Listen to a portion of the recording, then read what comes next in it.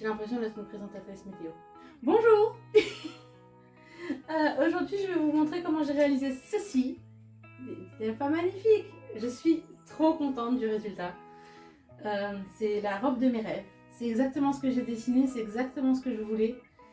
J'ai réussi à... Enfin, magnifique. Je suis contente. Je suis très fière.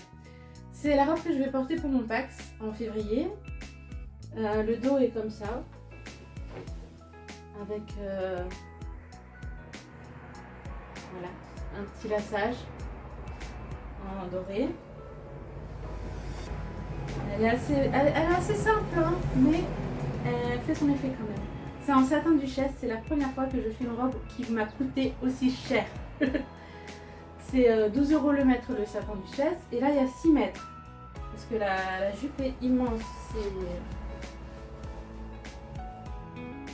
Voilà. La jupe est immense. Elle est doublée, pas en satin duchesse, en coton. Il y a un jupon en tulle au-dessous avec du biais. Je vous mettrai le tuto parce que je n'ai pas filmé pour réaliser le jupon en dessous dans la barre d'infos. C'est un tuto en anglais je crois, mais c'est très facile à suivre. Il suffit juste de faire quelques calculs pour... moi je me suis plantée, mais le résultat est quand même présent. Et puis j'ai rajouté du biais aux coutures du jupon pour éviter que le tulle ne me pique parce que j'aime pas ça. Et voilà, c'est tout pour l'intro. Je vous laisse avec la vidéo. Ça va vous? Moi ça fait plaisir de vous retrouver. On va commencer tout de suite la vidéo parce que j'imagine que j'ai parlé beaucoup en intro. Donc c'est parti, je vais utiliser ce livre là pour m'aider. Juku, ma robe de mariée de Aki Sumitomo et de l'atelier Angelica. Les patrons sont pas du tout à ma taille, ça va jusqu'au 48 et je fais au moins 56. Mais ouais, je vais m'en servir comme base pour être sûre de ne pas faire de bêtises.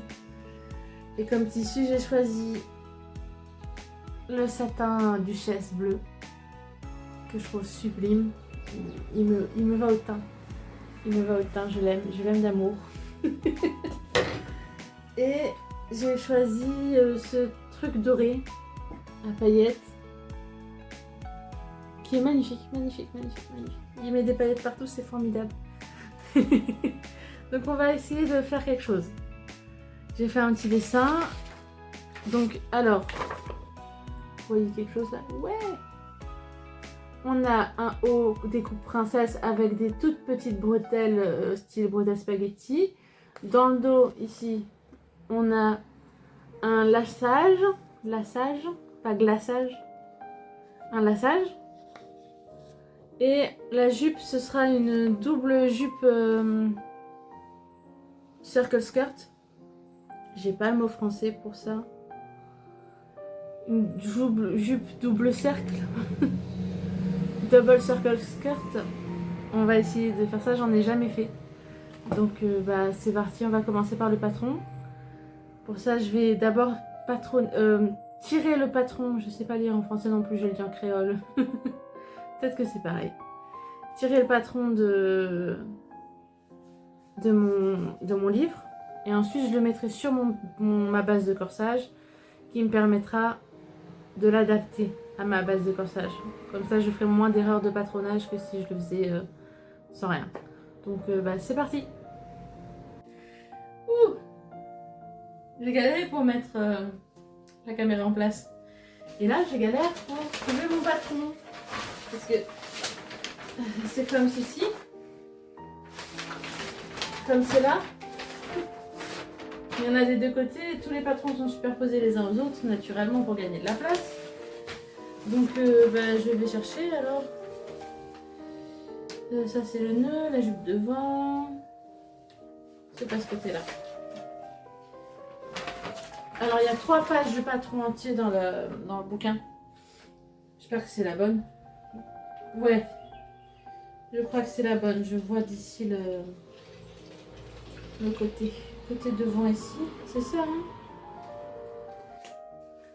Et maintenant, on va chercher.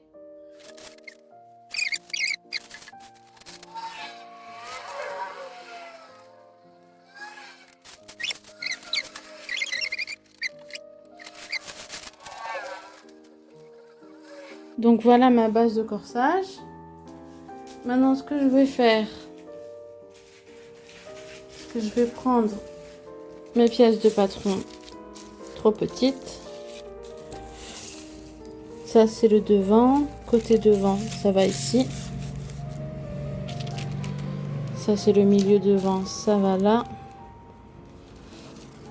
Donc, comme vous voyez, il y a besoin d'un peu plus de rembourrage, pliure. Ça va comme ça. Voilà. Même à cet endroit-là, ici, je pense que je vais faire jusqu'ici comme ça. Comme ça. Et ensuite, ici comme ça. C'est parti! Voilà ce que ça donne pour le devant.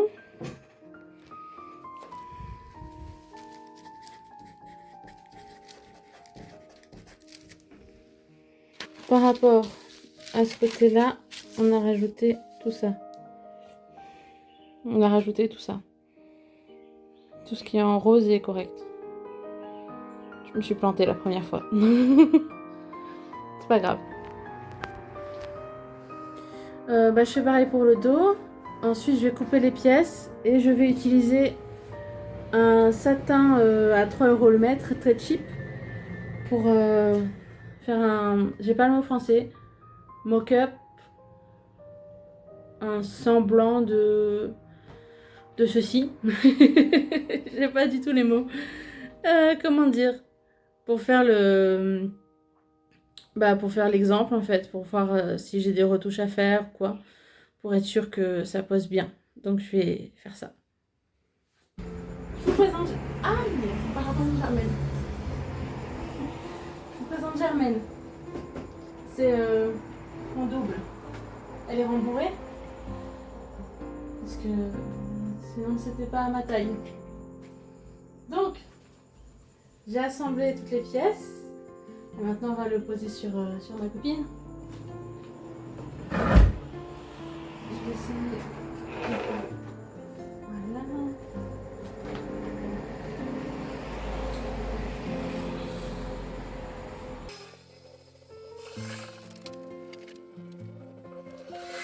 Ok, bon. Faut que ça s'arrête au moins là. Autour comme ça. Derrière. Faut que je rajoute les marges de couture pour la fermeture éclair parce que là, ça va pas le faire. Je pense que je vais rajouter les marges de couture à l'arrière.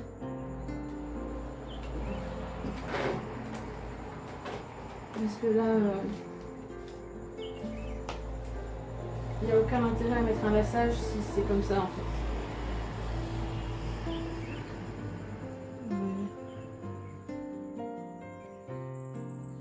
Bon, on est parti pour altérer le patron. Altérer. C'est quoi le mot français? Modifier. On est parti pour modifier le patron. Ce qu'on va faire, c'est qu'on va rajouter ici une bande. On va raccourcir de tout ça. On va enlever. Et le devant... j'aime bien le devant. J'ai un gros ventre, mais bon. D'ici février, il sera toujours là. Hein. J'ai peu d'espoir avec Noël qui arrive. Oh là là. Et sur les côtés, il n'y aura plus ça. Donc ça devrait tomber plus juste. Donc on va découdre. Non, on va pas découdre. On va le faire directement sur papier à plat. Voilà, j'ai tracé toutes les pièces de patron.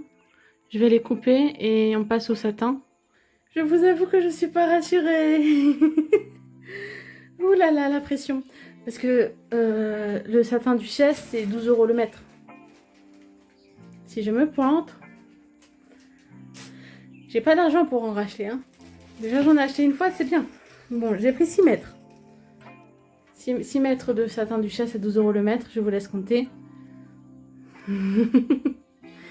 C'est pas mal. Bon, en vrai, il était en promo à 9,60. Voilà. Allez, c'est parti. C'est parti! Je voulais vous montrer. J'ai pas de poids de couture et hors de question de planter les épaisses. Voilà. J'ai beaucoup de ciseaux.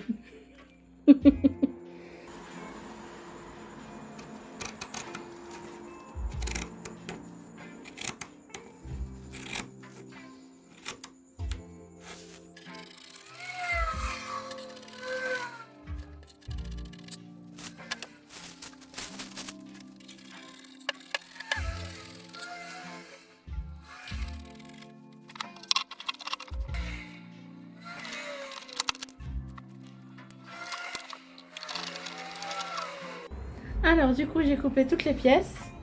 Je dis beaucoup du coup, non?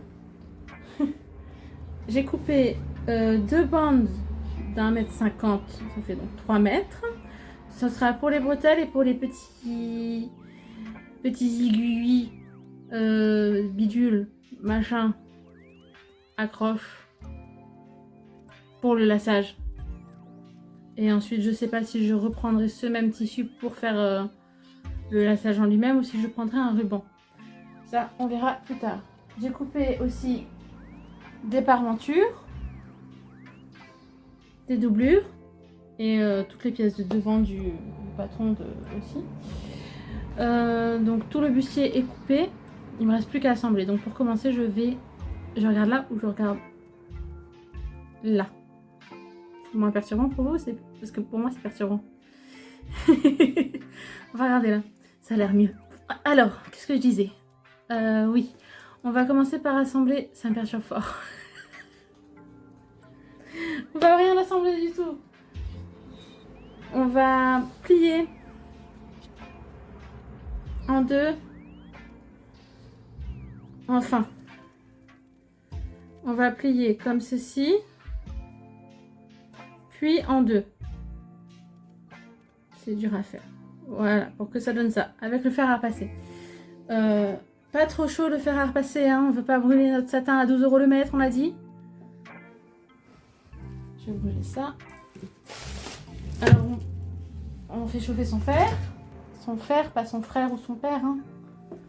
Et on teste sur un tout petit bout du satin. C'est où l'endroit?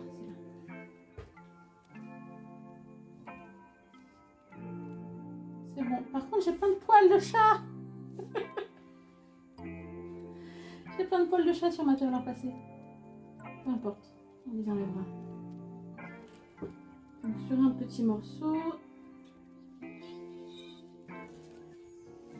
Aïe aïe aïe, ça va être très compliqué. C'est ce que je craignais. Je peux pas mettre le fer plus fort parce que si je le mets plus fort, ça va brûler le satin. Mais ça plie pas bien du coup. Ça marque pas très bien le pli parce que le satin, celui-là, c'est super épais quand même. Et très souple. Donc ça marque pas très bien le pli. Et j'ai trop peur de brûler pour mettre le fer plus fort. Parce que du coup, bah... Ça marque le pli, mais il reste pas en place comme je voudrais. Pour faire le biais, ça va être un peu compliqué. D'ailleurs, je l'ai pas coupé dans le biais parce que j'ai peur de gâcher du tissu. Donc, c'est que pour les bretelles et les petites attaches. Donc, je pense que ça ira. Mais normalement, il faudrait le faire dans le biais. Pour donner un peu d'élasticité. Là, ça fait du bruit. Pas d'élasticité du coup. Bon, on va repasser tout ça. On va essayer. Ensuite, on va coudre de chaque côté. Pour fermer. Et puis, je vous retrouve. On est le lendemain. J'ai terminé le haut. Terminé. J'ai fait une petite bêtise. J'ai oublié de rajouter les marges de couture. Alors j'ai dû rajouter une bande de satin à l'arrière pour pouvoir poser la fermeture plus tard. J'ai fait la même, sinon c'est pas drôle, sur la doublure. Comme ceci avec la fermeture. Voilà. Et maintenant on va poser les bretelles. Donc j'ai ma bretelle et je vais utiliser ceci pour les rendre réglables parce que je fais pas la même je fais pas la même carrure pour mon mannequin du tout. Donc c'est parti hein. On parle de dos, ça se fait pas. Alors j'ai mes deux petits morceaux comme ceci, deux anneaux de machin, je sais pas comment les appeler, c'est pour régler, et j'ai deux comme ça.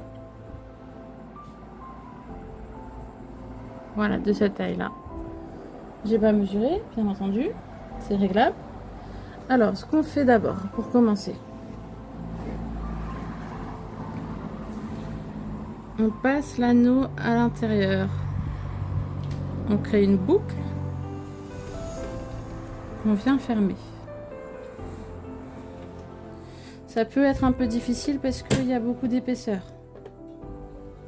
On va voir si Janine s'en sort. Non.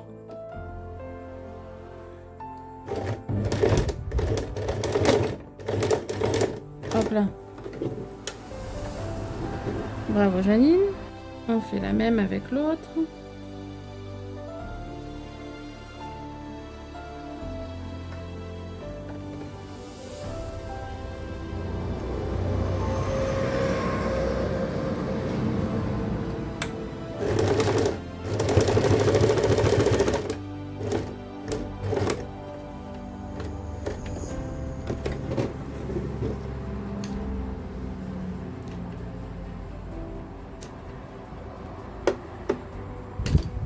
Et on se retrouve avec ce petit morceau là. On va venir l'assembler au dos. Ça c'est, vous voyez rien du tout. Comme ça c'est mieux. Là c'est le dos. Comme ça. Faut bien penser à la mettre comme ça et pas comme ça. Hein, parce qu'ensuite il y aura la doublure qui va venir. Et quand on va replier,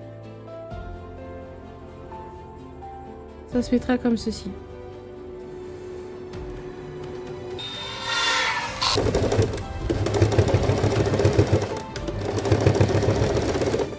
Le mieux c'est de passer plusieurs fois dessus pour être sûr que...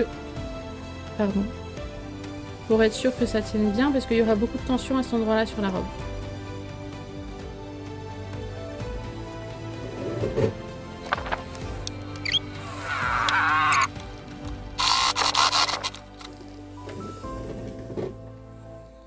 Et voilà.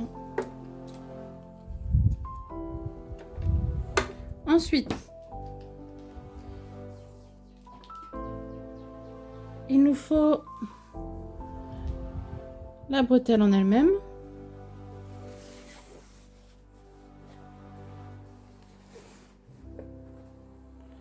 Et pareil, on vient la placer vers le bas.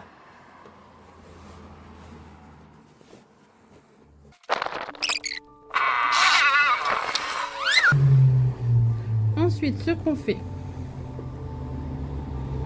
je pense qu'on peut le faire après.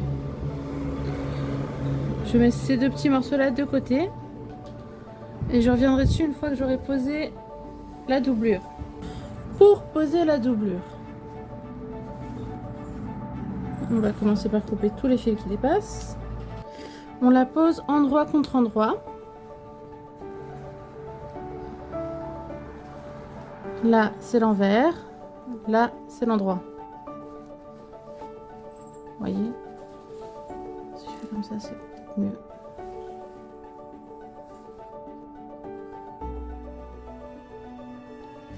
Comme ceci. Et pour que ce soit plus juste, on fait correspondre toutes les coutures. Et on épingle.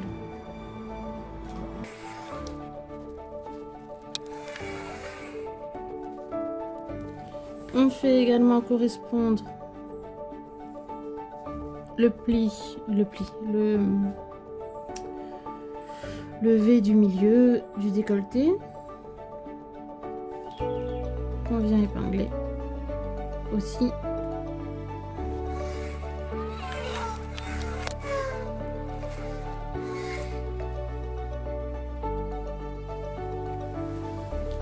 Et on assemble.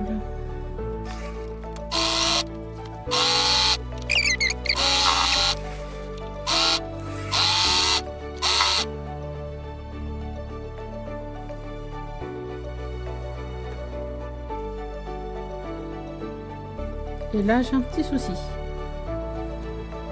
Ça baille. Je vais défaire.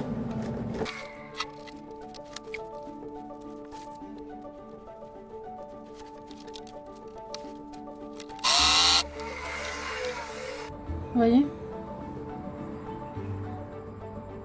Faut que je défasse tout.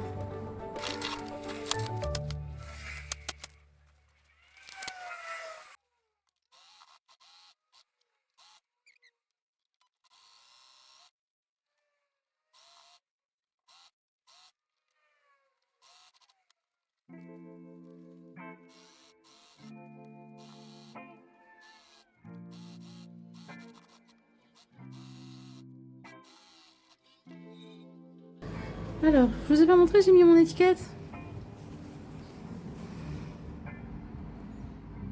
Haha, c'est chic. Donc, le moment de vérité. On déplie.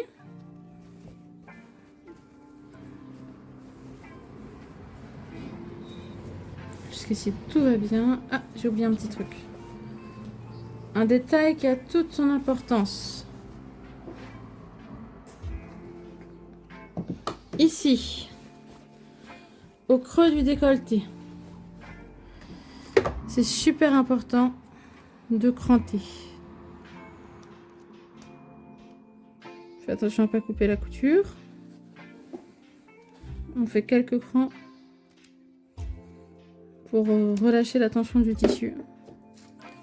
J'espère que c'est assez. J'ai toujours peur de cranter parce que une fois que c'est cranté, rattraper les erreurs, c'est compliqué. Là, j'ai une erreur.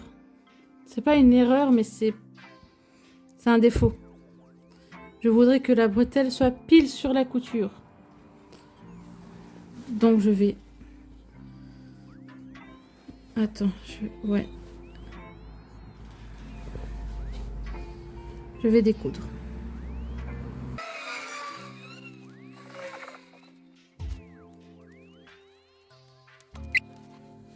Et maintenant, je vais remettre la bretelle là où je veux qu'elle soit.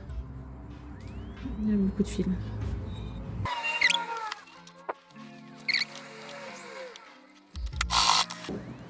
Cette fois-ci, on va vérifier. Non, toujours pas.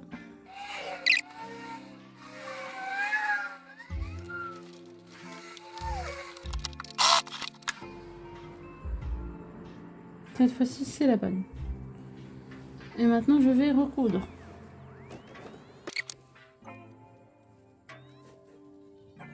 C'est pas parfait. Elle n'est pas... Vous voyez, elle est encore un peu décalée, mais de l'autre côté cette fois. Je vais regarder l'autre côté. L'autre, c'est très bien. Je vais laisser comme ça. Et donc, pour en revenir à nos bretelles.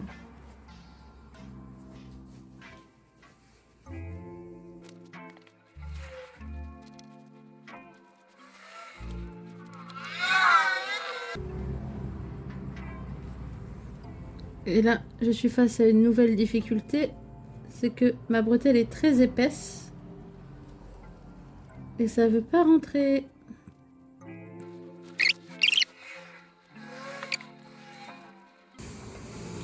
Tant pis pour les bretelles réglables. On va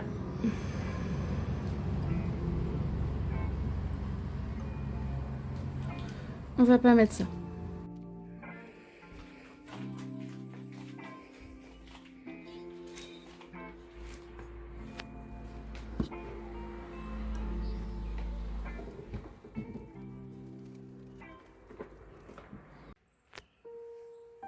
Alors j'ai regardé plein de vidéos sur comment couper la jupe que je veux faire et j'ai rien compris.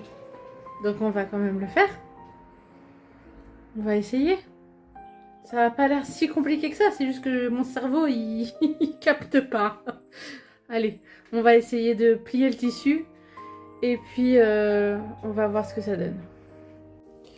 Ma jupe fait 1,10 m de long, doit faire 1,10 m de long sur 1,36 m de diamètre. 1,36 m divisé par pi divisé par 2 est égal à 21. Ça, c'est le rayon de ma jupe. Donc, j'ai besoin... Ça, c'est mon pan de tissu. Je vais tracer comme ça à 21 cm. Ici. Plus, donc ça fait 21 cm, plus 1,10 m. Ça fait 1,31 m. Et ce sera plié en deux. Là, c'est mieux. Donc, il y aura deux pans de tissu comme ceci. De 1,31 m chacun. Donc, ça fait 2,60 m au total. Ensuite, je vais plier comme ceci. J'espère que vous voyez bien, c'est blanc.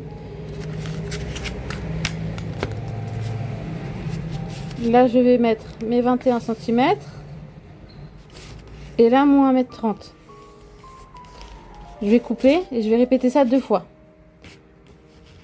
Et normalement, ça devrait me donner 2 pans de jupe assez fluffy, volumineux. Voilà, donc on va essayer ça. J'ai réussi à tout couper. Ça tombe pile poil. Un petit peu, j'ai rajouté un petit peu trop de marge de couture, donc je vais la couper. Et puis j'assemble les côtés en couture à l'anglaise, c'est-à-dire d'abord envers contre envers.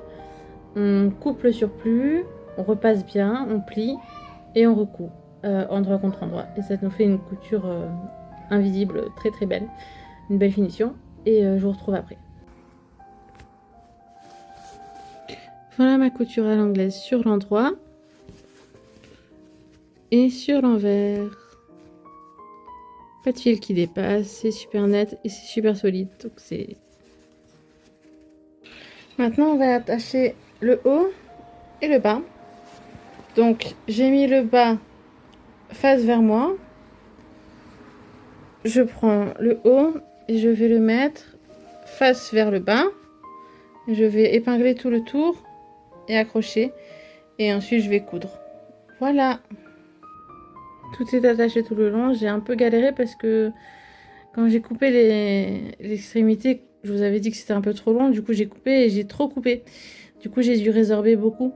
Résorber, ça veut dire tirer pour que l'élastique du tissu prenne sa place en fait. Donc c'est ce que j'ai fait et du coup j'ai réussi à faire tout le long.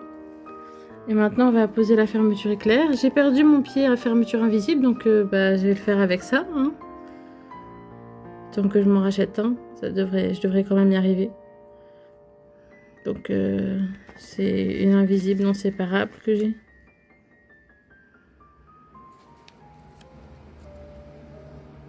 Voilà. C'est parti. Alors, j'ai posé la fermeture. Bon, c'est pas parfait parce que on la voit un peu en fait. Mais je peux pas faire mieux avec mon pied que j'ai. C'était là d'ailleurs. Pas là. Là. On la voit. Mais j'ai bon espoir qu'avec le laçage au dos, ça se verra plus. Donc j'ai posé la fermeture et j'ai posé un biais tout le long des coutures pour ne pas avoir à surjeter parce que ma surjetage, j'ai que du fil blanc. Et ce serait dommage. Donc j'ai posé un biais noir. Et maintenant, je vais rabattre ici. Plier. Et coudre à la main tout le tour. Pour la finition en fait. Donc pour finir. Et puis ensuite j'aurai encore l'ourlet à faire parce que j'ai déjà fixé les bretelles. J'aurai l'ourlet à faire mais je le ferai quand j'aurai les chaussures définitives. Et quand j'aurai fini le jupon parce que je vais mettre un jupon en dessous pour éviter de me prendre les pieds dedans. Parce que quand je marche là je me prends les pieds dedans. Mais sinon je suis super contente. Le dos flotte un peu mais pareil avec le laçage. Ce sera bien fixé. Et puis je préfère comme ça au moins je suis à l'aise. Plutôt que trop serré. Donc j'ai bien fait de rajouter les 2 petites bandes que j'ai mises. Ça m'a bien permis de poser la fermeture sans me compresser. Voilà. Donc il me reste à mettre du doré, mais je sais pas encore comment je vais m'y prendre. J'ai ce morceau de tissu là. Sinon j'ai aussi des paillettes dorées en gel que je pourrais poser sur la robe. Faut que je vois si elles sont de la bonne couleur, du bon doré, parce que j'ai pas envie de mettre un doré froid. Non, un doré trop chaud. Faut que je vois. Voilà. Je vous montrerai quand ça va être terminé. On est des jours plus tard. Je sais pas trop combien de temps ça m'a pris. Mais je crois que ça y est.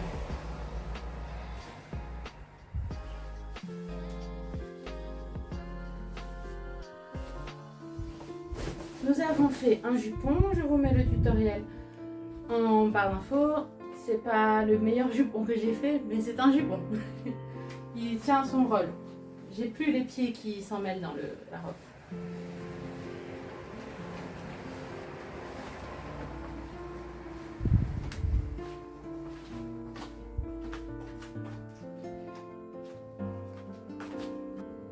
J'ai mis les fronces de façon à ce qu'elles commencent après le ventre. Et voici la robe.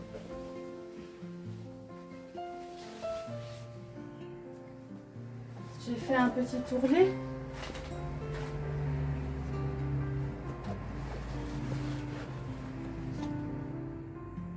Très petit.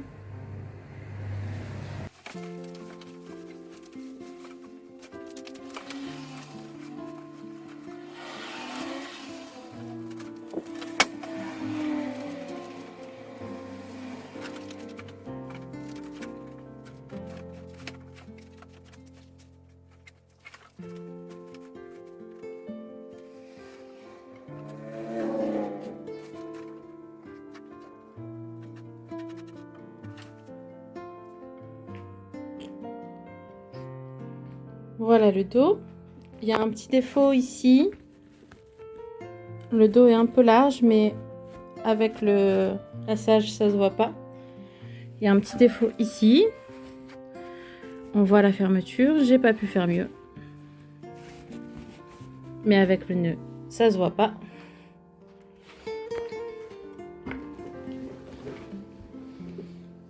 Il y a un petit défaut ici. C'est pas pile en face. Mais après tout,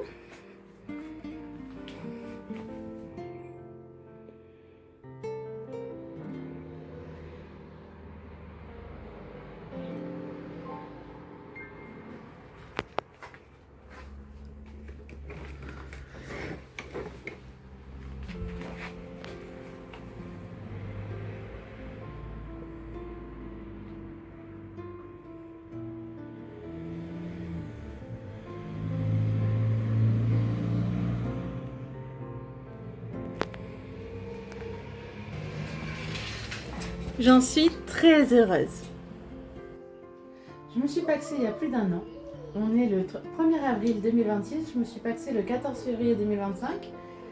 Et j'ai juste eu la flemme de tourner l'autre trop. C'est tout. On s'est super bien amusé. On a passé un très très beau moment. On nous a fait une petite cérémonie laïque trop mignonne. Franchement, j'en garde un souvenir incroyable. Et le fait d'avoir fait ma robe et de m'être promenée avec toute la journée, j'étais tellement heureuse. J'étais super fière de moi. Et si vous êtes couturière, je ne peux que vous recommander de faire vos robes pour vos occasions. C'est tellement mieux que d'en acheter une. Et puis de créer des occasions aussi. Il n'y a pas assez d'occasions pour porter des belles robes et des beaux vêtements en fait. Et j'ai adoré la faire, j'ai adoré la coudre. J'ai passé un super moment à travailler, à l'imaginer, à choisir le tissu. C'est du tissu que j'aurais jamais acheté sinon. Je veux dire, dépenser autant d'argent juste pour me faire une robe, je le fais pas trop. Et ça m'a fait super plaisir de travailler différemment, de m'appliquer un peu plus. Parce qu'il y avait la pression. Mais c'était super agréable comme moment. Donc voilà, j'espère que la vidéo vous a plu. Désolée d'avoir tellement tardé à filmer. Et puis, à la prochaine.